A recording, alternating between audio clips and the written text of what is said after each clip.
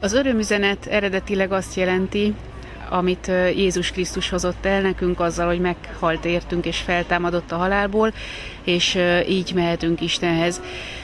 Nekünk azt jelenti ez a szolgálat, hogy az ő üzenetét, az ő igéjét szeretnénk az emberekhez minél közelebb hozni, fizikai értelemben is. Tehát, hogy ne csak a templomban, ne csak bibliaolvasáskor találkozzanak Isten igéjével, ami hitünk szerint az élet, és mindenre választ ad az életünkben is, hanem találkozzanak tényleg kézzel elérhető fizikai közelségben, a bögréjükön, a kulcstartójukon, mint ahogy az Ószövetségben Mózes könyvében is felszólít minket az ige arra, hogy hordjuk a homlokunkon, írjuk az ajtófélfánkra, tanítsuk a gyermekeinknek, legyen ott körülöttünk mindenhol ige.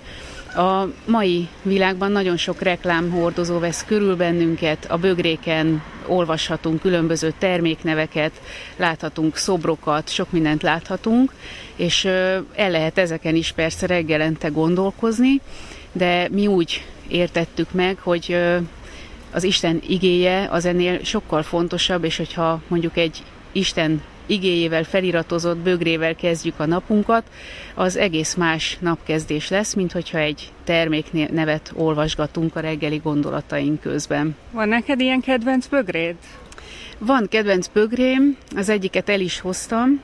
Erre az van írva, hogy gyermek voltam, meg is öregedtem, de nem láttam, hogy elhagyottá lett volna az igaz. Ez a 37. Zsoltárnak az egyik verse, a 25. verse, és nekem még él a nagymamám, 88 éves, és mindig rá gondolok, főleg amikor az én kisgyerekeimet ölbeveszi, hogy ott van ez a két generáció, és ebbe az igébe olyan szépen elmondja, hogy gyermek voltam, meg is öregedtem, de nem láttam, hogy elhagyottá lett volna az igaz, és ez olyan erősítő lehet, főleg az idős embereknek, akik már érzik a fizikai gyengességüket, és talán belekeserednek, talán egyedül vannak, talán elhagyottnak érzik magukat, de hogyha hisznek Isten igéjében, és egy ilyen igével kezdik a napjukat, akkor biztos vagyok benne, hogy az ő erejük is meg tud újulni.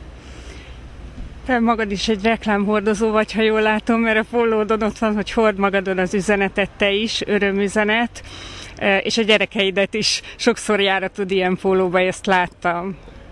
Igen, sőt, Ábel fiunk itt is van, és a sapkáján olvasható amit nagyon komolyan is vesz egyébként, hogy a vidám szív, a legjobb orvosság, ez a példabeszédek 17-22 igéje, és azt gondolom, hogy egy gyerek sapkán ez nagyon jól mutat, és mondjuk a vidám gyerek fején egy ilyen ige, ami arra emlékeztet minket, hogy mi is lehetünk vidámak, és hogy ez nem csak a gyerekek privilégiuma, hogy vidám legyen a szívük, hanem mindannyiunknak ezt mondja az ige, hogy a vidám szív a legjobb orvosság. Azt hiszem, hogy ez is egy olyan üzenet, és egy olyan üzenet hordozó, amit érdemes az emberek kezébe vagy fejére adni. Hol lehet titeket elérni? Hát a honlapunkon a www.öröm-üzenet.hu, illetve az igésajándék.hu, ezeken lehet megrendelni különböző ajándékokat. Gyülekezeteknek is van külön gyülekezeti csomagunk, amit úgy hívnak, hogy gyülipak, ami direkt gyülekezetek számára van összeállítva, és ezen kívül bármilyen igével kapcsolatos vagy gyülekezeti rendezvényekre tudunk saját pólót is készíteni, vagy bögréket, vagy kulcstartott tollat, olyasmit, amivel mások is tudják terjeszteni az igét.